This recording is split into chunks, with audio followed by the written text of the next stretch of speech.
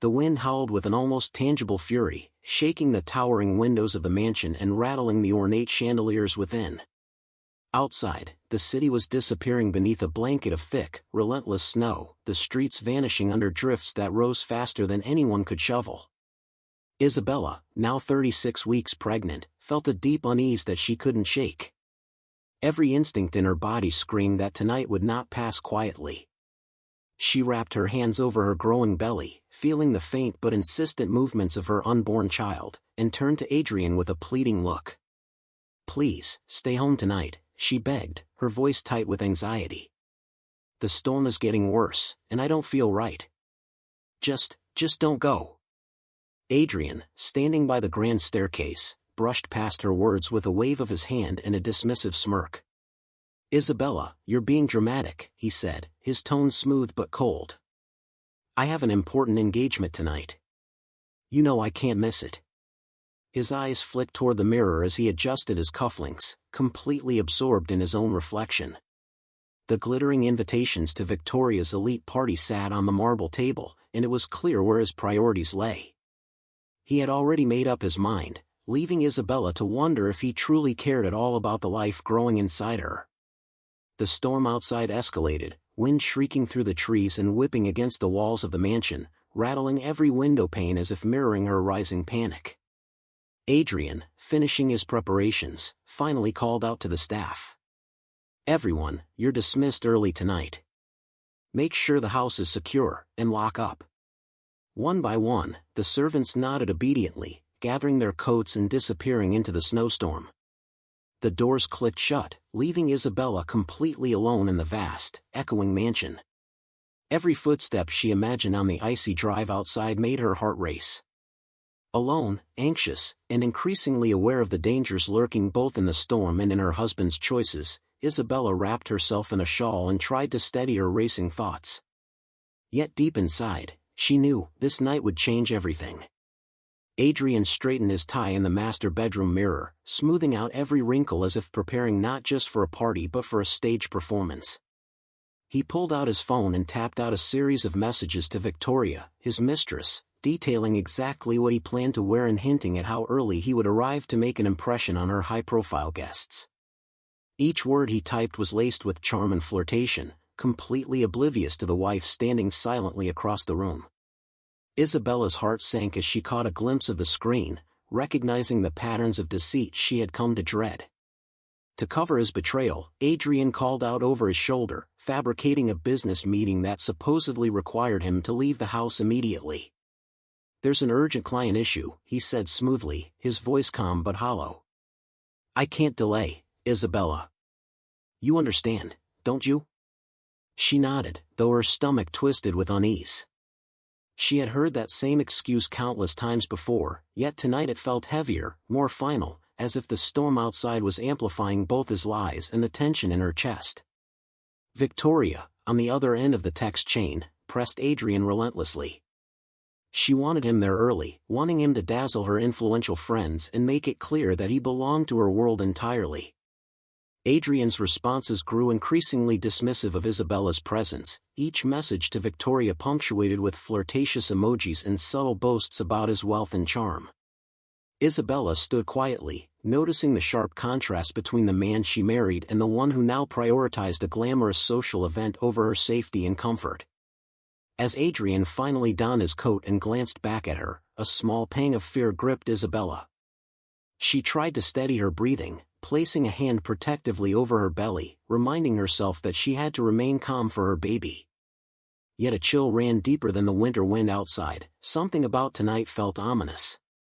The storm, the empty house, and Adrian's cold detachment created a perfect storm of dread, foreshadowing that the hours ahead would be far more dangerous than she could imagine. The wind outside had grown louder, thrashing against the mansion walls like a living, angry force. Snow whipped against the windows, piling higher with every passing minute, and the branches of the trees bent under the weight of ice and frost. Isabella's body shivered, not just from the cold but from an unfamiliar, sharp pain stabbing through her lower back. She paused, pressing a hand to her swollen belly, her heart skipping a beat as another wave of pain radiated through her. At first, she tried to convince herself it was just discomfort, a normal late-stage pregnancy ache. But as the intensity of the pain increased, her chest tightened with fear. Frantically, she reached for her phone, dialing Adrian's number again and again. Each call went unanswered. The thought that he was at Victoria's party while she might be going into labor made her stomach turn. She left frantic messages, her fingers trembling as she typed words of warning and desperation, but each message seemed to vanish into the cold void of his absence. Her voice cracked when she tried calling aloud, shouting his name through the empty halls of the mansion, but only the storm responded with its howling wind and rattling windows. She turned to the landline, but the phone line crackled and died mid-dial, leaving her with nothing but silence. Panic began to creep into her mind, each contraction sharper than the last, leaving her gasping for air. Isabella began pacing the long corridors, gripping the railing for support as her breath came in uneven, heavy bursts.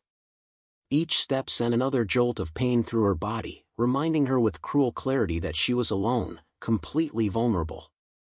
Her mind raced with terrifying possibilities. Could she make it through this? The snowstorm had cut off all escape routes, the mansion felt like a cage, and her husband, her supposed protector, was nowhere to be found.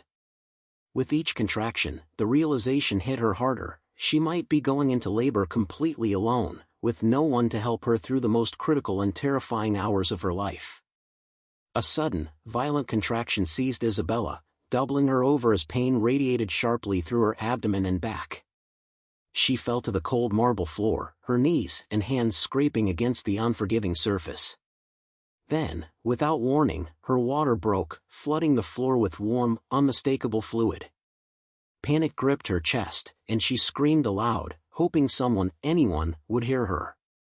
Her voice echoed off the cavernous halls of the empty mansion, swallowed by the storm outside. No response came. Her heart pounded, each beat heavy with terror as another contraction hit, stronger and more relentless than the last. Frantically, she picked up her phone and dialed Adrian again, tears streaming down her face as she pleaded for him to come home. The line rang, and then abruptly went to voicemail. She called a second time, her fingers shaking violently, but he didn't answer. Meanwhile, across town at Victoria's glittering party, loud music, laughter, and clinking glasses drowned out any sound of a desperate phone call. Adrian swirled through the crowd, drink in hand, whispering flattery into Victoria's ear and laughing as if nothing else in the world mattered. Victoria noticed the repeated notifications flashing on Adrian's phone. With a sly laugh, she snatched it from his pocket and turned it off, ignoring the persistent signals. Adrian barely noticed, swept up in the glamour, the champagne, and the adoration of the room. Back in the mansion, Isabella's terror intensified with each contraction, her breath coming in short, desperate gasps as she struggled to stay upright. She clutched her swollen belly, wishing for even a shred of comfort or safety. The stark contrast between Isabella's raw, vulnerable suffering and the luxurious, carefree indulgence of Adrian and Victoria's party was almost unbearable. She felt completely isolated, trapped in a nightmare of pain, fear, and betrayal, while the man who should have protected her reveled in pleasure, indifferent to the life she carried and the peril she faced. Every passing minute deepened the agony, leaving her exhausted and terrified, with the storm outside echoing the chaos inside her heart. Victoria's party had reached its peak, a dazzling spectacle of glittering gowns, designer suits, and flashing cameras. Influencers moved through the crowd, phones in hand, capturing every detail of the evening: the sparkling chandeliers, the perfectly arranged hors d'oeuvres, and the bursts of fireworks that lit up the dark winter sky. Videos and photos were uploaded almost instantly, flooding social media feeds with clips of laughter, dancing, and extravagant displays of wealth. Every post, every story, reinforced the image of a glamorous, carefree night, completely disconnected from the chaos unfolding miles away at the mansion. Adrian moved through the crowd with practiced charm, drink in hand, spinning Victoria across the dance floor while the influencers snapped photos and filmed videos for their followers. His laughter was loud, confident, and utterly oblivious to the danger his wife faced. He flaunted his absence with pride, enjoying the attention and adoration that came so easily to him. Meanwhile, whispered comments floated among the guests about his pregnant wife, assumed to be safe and resting at home. "I'm sure she's fine," some murmured, dismissing the thought of the storm or any possible danger.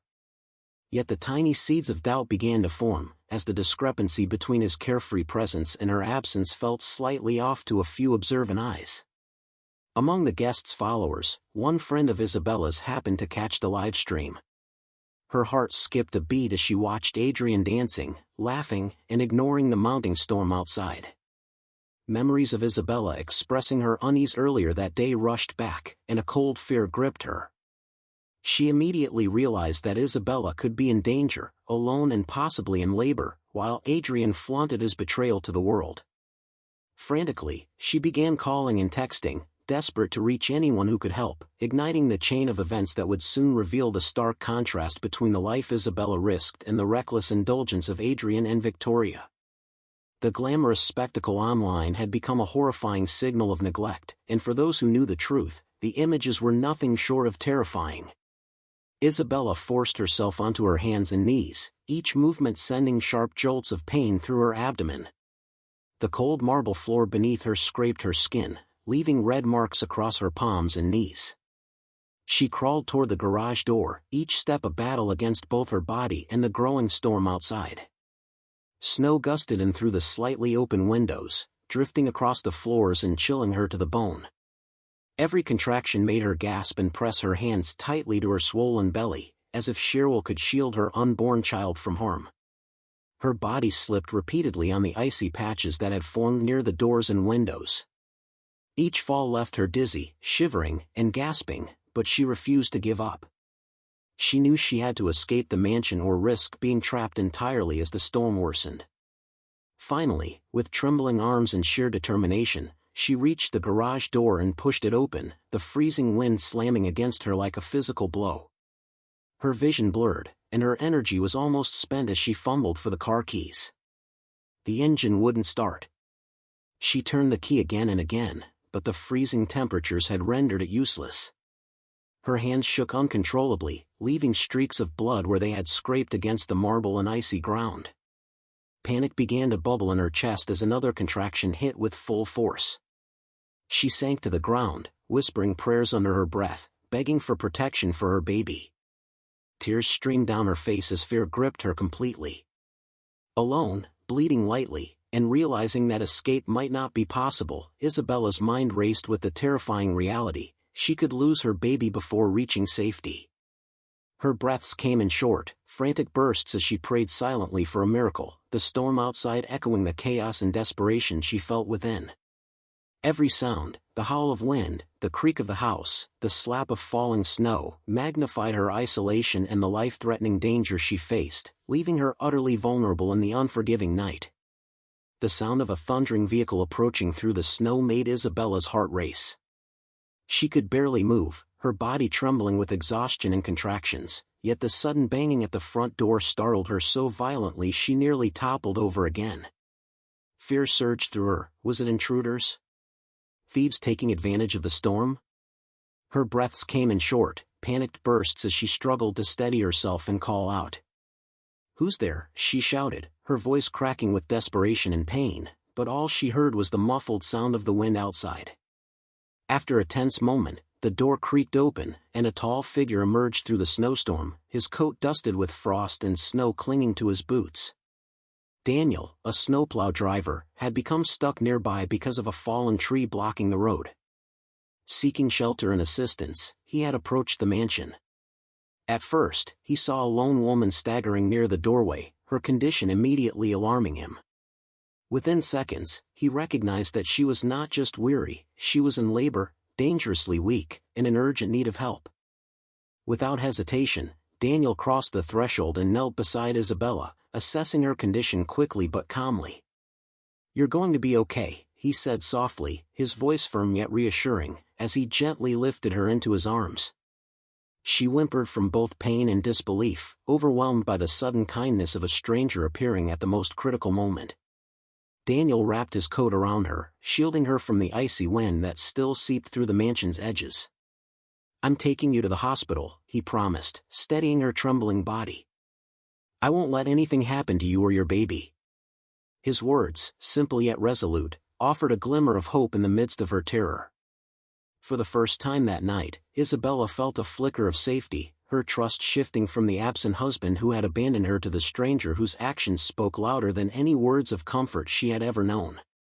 With Daniel's careful support, she allowed herself to be carried, leaning into his strength as the storm raged around them, knowing her only chance of survival depended on the courage and determination of the man holding her. Daniel carefully lifted Isabella into the cab of his snowplow, adjusting the seat and wrapping her tightly in his heavy coat to shield her from the biting cold that seeped in from the storm outside. Her body trembled from exhaustion and the relentless contractions, and she clung to him instinctively, her tears dampening his sleeve. He spoke softly, a steady voice cutting through the chaos of the raging wind. "You're safe now. I've got you. Just keep your eyes open for me, all right? We're going to get through this," he said, squeezing her hand gently, his tone calm but unwavering. The journey was treacherous. The storm reduced visibility to almost nothing, the snow fell in thick, blinding sheets, piling high against the plow as Daniel navigated the narrow roads. Trees weighed down with ice threatened to block their path, and fallen branches littered the streets. Every few seconds, Isabella whimpered from pain, pressing her hands against her abdomen, gasping through the contractions. She clung tightly to Daniel's hand, terrified for her baby and unable to hold back her cries. He responded with quiet reassurance, rubbing her back and whispering encouragements to keep her conscious and alert. The slow, painstaking drive stretched on, each minute feeling like an eternity. Daniel's eyes stayed fixed on the road, his jaw tight, muscles tense for every obstacle the storm presented. Every time the snowplow hit a patch of ice or plowed through a drift, he murmured, "Almost there, just a little further," keeping Isabella focused on small goals to prevent panic. His determination never wavered, the fear of what might happen if they failed only strengthened his resolve. Through the howl of the wind and the blinding white outside, Isabella felt a fragile sense of hope. For the first time all night, she trusted that someone selfless and determined, was fighting for her and her baby's life. Her cries continued, but with Daniel's unwavering support, she felt less alone, the storm outside now a shared battle instead of an insurmountable threat. As the glittering lights of Victoria's party reflected off crystal glasses and mirrored walls, a new kind of tension began to ripple through the crowd. One of Isabella's close friends, scrolling through social media, froze in shock at the live stream of Adrian laughing and dancing while the storm raged outside. Realization hit her like a thunderbolt. Isabella was alone, possibly in labor, and Adrian had abandoned her to attend this extravagant event. Without hesitation, she dialed Isabella's father, her voice trembling with urgency as she explained the peril his daughter faced. Fury ignited within Isabella's father. He dropped everything and raced toward the hospital, a mix of anger, fear, and determination driving his every step. His mind replayed the stories Isabella had told him, her warnings earlier in the day, and the stark contrast of Adrian partying while his wife struggled alone. Each mile brought a surge of protective rage, and he muttered threats under his breath, vowing that Adrian would face consequences for his reckless disregard. Meanwhile, back at the party, some guests began to notice Adrian's unusual tension. The carefree laughter and confident charm that had characterized his behavior since arrival now faltered. He checked his phone repeatedly, his movements sharp and uneasy, as if sensing that the night's perfect illusion was beginning to unravel. Then the call came from Isabella's father. The volume of rage and panic in the man's voice was unmistakable. "She's in labor. She's in danger," he screamed. Adrian froze, his confidence cracking instantly, and fear replaced the bravado he had displayed all evening. Victoria, sensing the shift, whispered to Adrian to stay calm, urging him to maintain appearances. But whispers had already begun circulating among the guests, their eyes narrowing, their conversations low and hurried. The truth was spreading, like wildfire. Adrian had abandoned his pregnant wife during a storm. Shock and murmurs replaced the previous applause and laughter, and the once perfect image of Adrian, the composed, charming CEO, was beginning to crumble under the weight of his own reckless choices.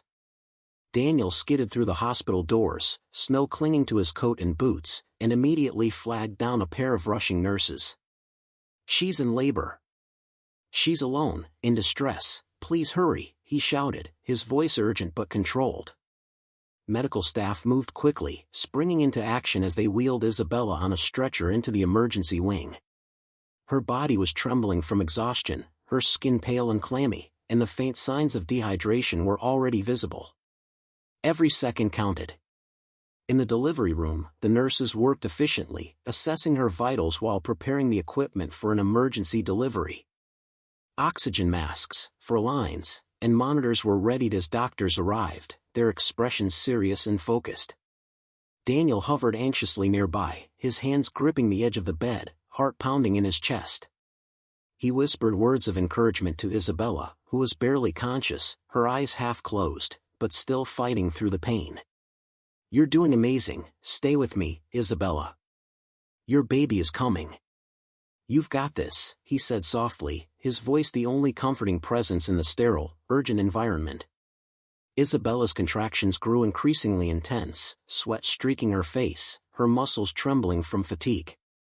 She screamed, gasped, and pushed with every ounce of strength she had left, determined to bring her child safely into the world. Minutes stretched like hours, each second filled with tension and hope.